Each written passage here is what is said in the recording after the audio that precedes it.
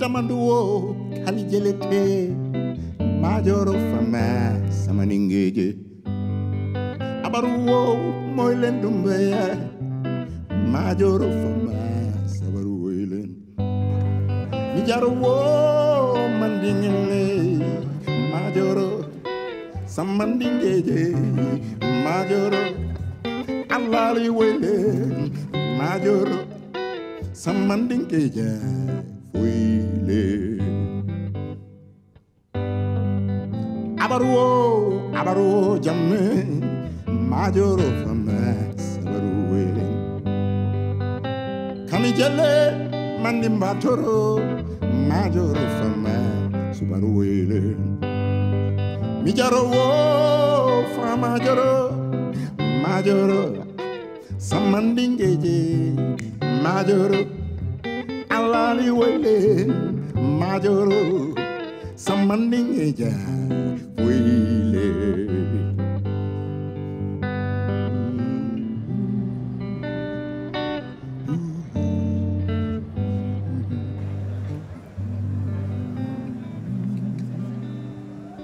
J'accompagne le projet Mburu depuis sa création et ses premières diffusions.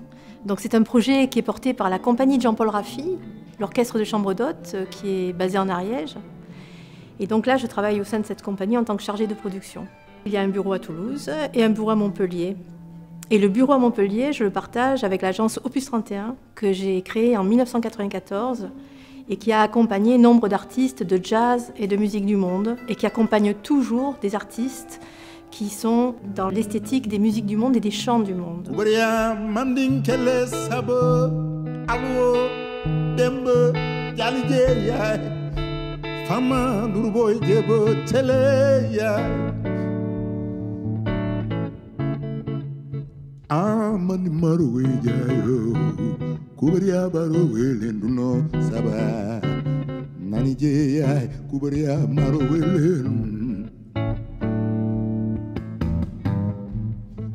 Sansandinge jaruo aje wele no maje kwele no sabaru wele. Mburu, c'est d'abord deux troubadours aux trajectoires assez singulières. Amat, originaire de Dakar, a commencé à la fin des années 80 avec un groupe qui a eu beaucoup d'écho qui s'appelait Exil.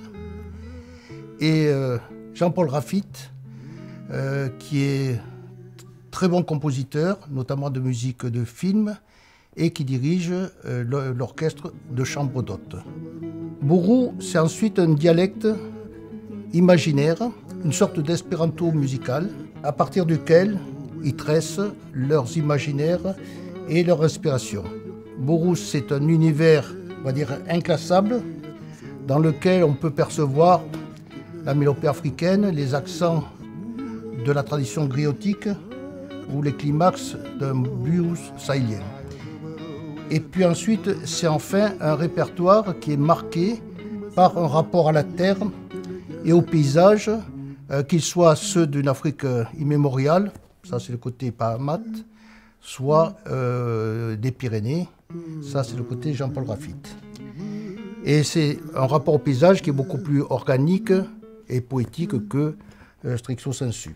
Enfin, pour l'émotion, je dirais que Mburu, c'est la puissance de l'oralité, c'est la force mémoriale du son, et c'est une façon, d'une certaine manière, de nous soigner des inquiétudes du monde.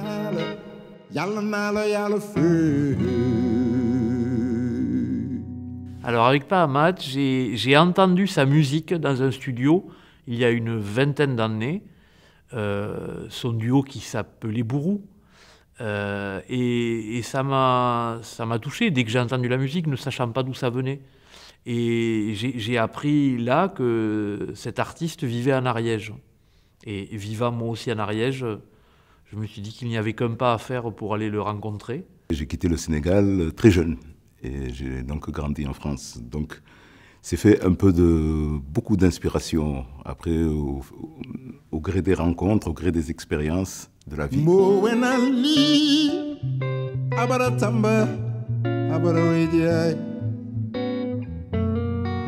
J'ai écouté aussi bien du rock'n'roll, du blues, j'ai écouté du reggae, j'ai écouté de la musique traditionnelle, toutes les musiques qui pouvaient me parler, voilà, qui me parlaient au cœur, qui me stimulaient.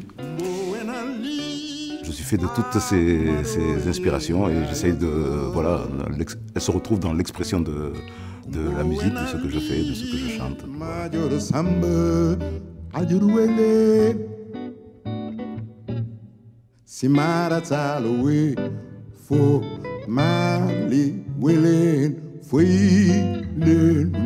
Il nous a paru important de répondre à l'appel à projet Africa Montpellier, de par la thématique d'Mburu, qui rentrait parfaitement dans ce cadre-là, par sa dimension artistique, par tout le travail qui avait été investi auparavant. Et donc nous avons eu la joie d'être sélectionnés.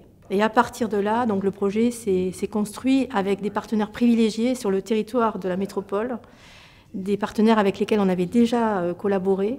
Il y avait la Maison pour tous Louis Feuillade à Montpellier, puisque nous avons fait en juillet 2021 un ciné-concert en plein air. Le projet des Maisons pour tous, en fait, c'est très simple, c'est pouvoir développer et emmener en fait la culture et l'ouverture sur le territoire aux habitants. Donc on a 23 maisons pour tous sur tout l'ensemble de Montpellier, dans chaque quartier, avec des spécificités pour certaines maisons pour tous qui sont plus tournées sur la danse, sur la musique, sur la vidéo, ou parfois sur les arts créatifs tout simplement, ou le sport. Notre maison pour tous, on est la 23e maison pour tous. On est tourné essentiellement sur l'art culturel, l'art vivant et l'audiovisuel. La spécificité de Feuillade, c'est que voilà, on a quand même un cinéma et aussi une salle de spectacle de 115 places qui nous permet de faire des résidences artistiques, mais aussi du spectacle et des concerts. Notre objectif, c'est essentiellement la jeunesse, forcément, mais pas que. C'est-à-dire qu'on peut proposer des ateliers et aussi des spectacles et aussi une programmation cinématographique tournée autour de la jeunesse, mais on va s'adapter aussi au niveau des quartiers, au niveau des associations, aussi au niveau des différentes populations que nous avons qui nous entourent sur le territoire. C'est pour ça qu'on a eu à cœur de monter ce projet aussi, parce que voilà, pouvoir faire venir Mburu ici, on le sait, c'est une esthétique qui est très appréciable, mais ça permet au territoire de le découvrir aussi s'il ne le connaît pas. Et c'est ça notre mission d'éducateur populaire quelque part aussi, c'est de pouvoir proposer, aider et stimuler la rencontre.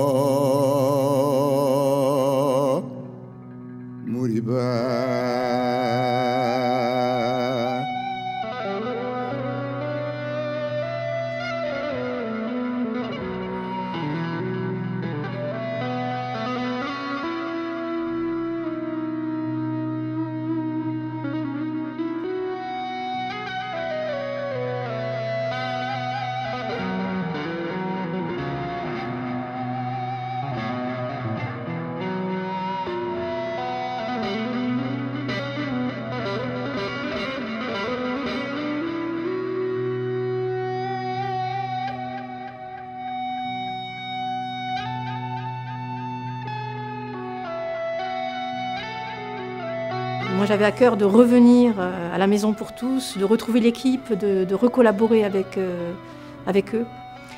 Et donc, je leur ai proposé d'intégrer ce projet. Et puis aussi un autre endroit de la métropole à Condon-Terral, la Chapelle des Pénitents, où nous avons produit pas mal de concerts. C'est un magnifique endroit, un lieu de patrimoine, de culture, et qui a besoin du soutien justement des opérateurs du territoire. Et donc Opus 31 avait aussi fait des concerts là-bas. La Chapelle des Pénitents à Condon-Terral, scène et galerie, c'est une poignée de bénévoles qui ont été passionnés par le lieu. Et c'était un pari à relever parce que c'est vraiment un écrin formidable pour tout ce qui est musique, exposition, contes, conférences.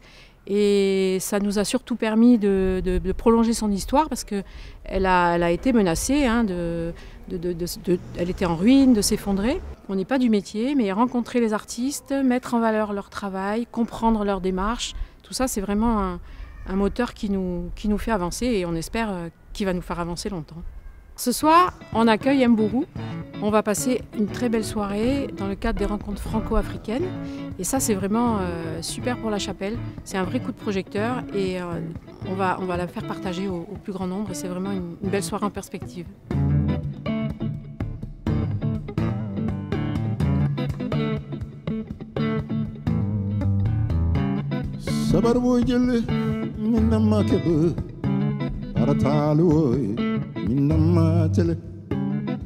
Biram kay, biram jalo, salialo dingbe, kele damaro, foilen dundo, kumaria baro elen, foilen dundo ma, ali barotan, foilen mbo, siman ali jele, foilen mbo, kabaro alise, alinjele, kaba, kumaria baro, siman dingeje.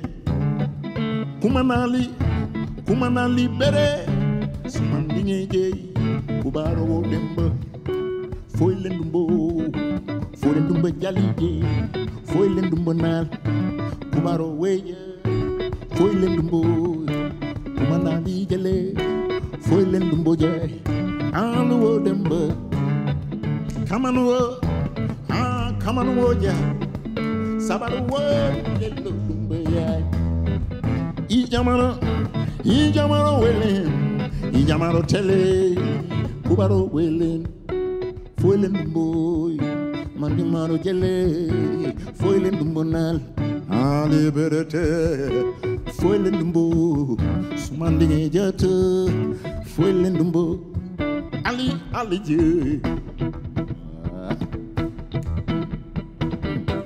Dans le quartier de la Paillade, on avait à cœur de rencontrer les acteurs du territoire qui font vivre ce quartier et qui ouvrent des perspectives aux jeunes et aux jeunes adultes. Et Kaina TV est un opérateur essentiel. On est sur un quartier dit populaire où il y a pas mal de gens qui sont pauvres et quelques-uns discriminés. L'idée, c'est de changer les regards qu'on peut avoir sur ce territoire. Et au-delà de ce territoire de la Paillade, c'est aussi sur l'ensemble des quartiers prioritaires de Montpellier. Alors on fait du reportage, on fait du documentaire, on fait de la captation, on fait des portraits. Ça s'adresse à tous ceux qui n'habitent pas le quartier. En fait, c'est pour donner l'image du quartier. C'est comme si on côtoyait les gens du quartier tout le temps, quoi. Et c'est de changer l'image que donnent les médias en fait. D'avoir un autre regard, d'avoir une autre lecture, d'avoir une autre visibilité de ce qu'on peut voir dans les médias traditionnels.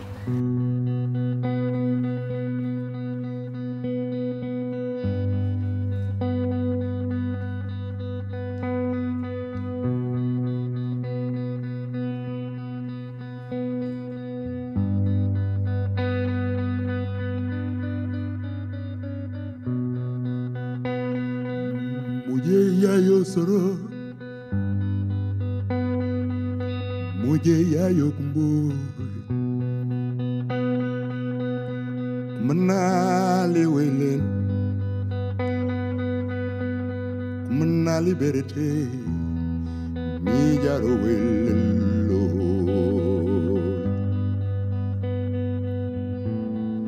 Mi jaro welen lo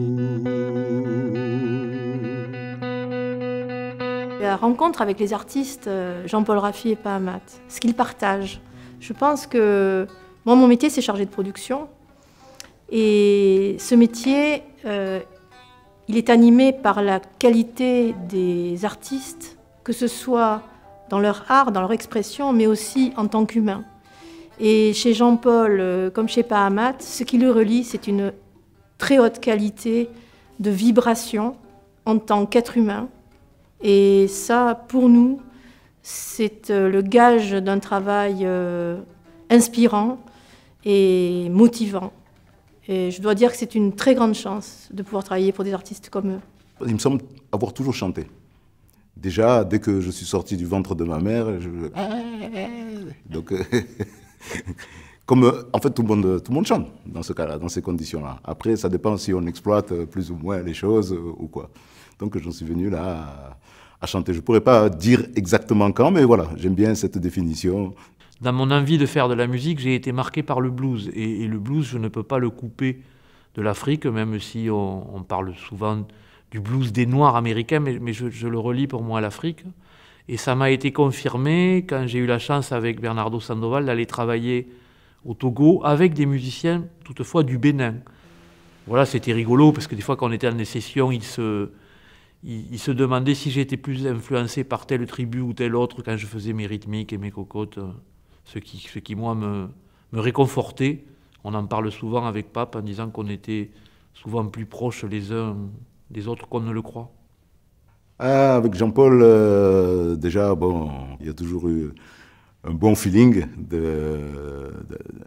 d'amitié qui s'est transformé petit à petit et j'espère que ça va aller encore plus loin. Déjà, je pense on peut dire qu'on a atteint la fraternité. Donc, on peut exprimer ça dans la musique, quoi, dans cette musique-là. Oui, on va dire que on distille des sentiments. Voilà, on distille des sentiments dont la plupart du temps, les mots ne sont pas habillés d'une signification, quoi. Voilà, on va dire ça.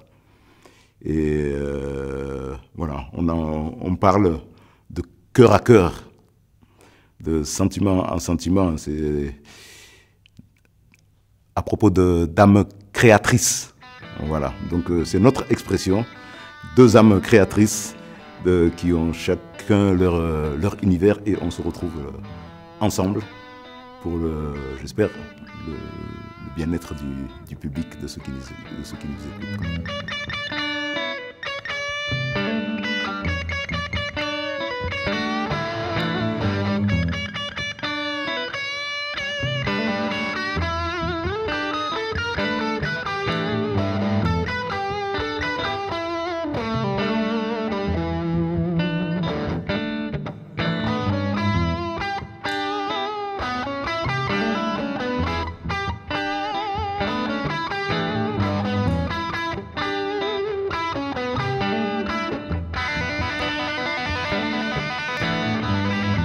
J'ai plongé en moi, j'ai eu une introspection magnifique en les écoutant tous les deux. Et moi j'ai vibré, j'ai pleuré, je ne comprends pas le Wolof, je pense l'avoir compris ce soir. En moment, c'est plutôt la musique qui parle, la voix qui parle, le corps qui parle. Et c'est cet échange, je pense, qui est intéressant. Voilà. Donc c'est un moment de partage, je pense, à vivre l'expression et n'est pas essentiellement entendre la voix, mais être présent et partager donc un temps fort, quoi. Voilà.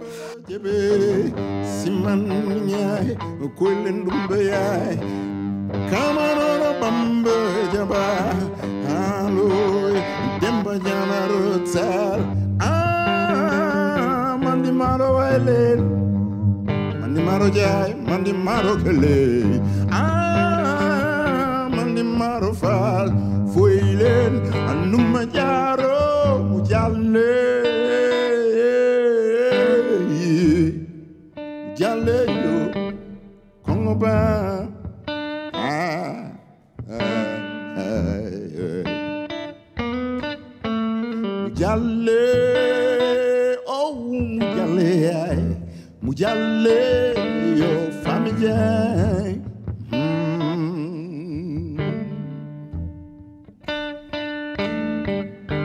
Mujalle ye Jallebo Kongoba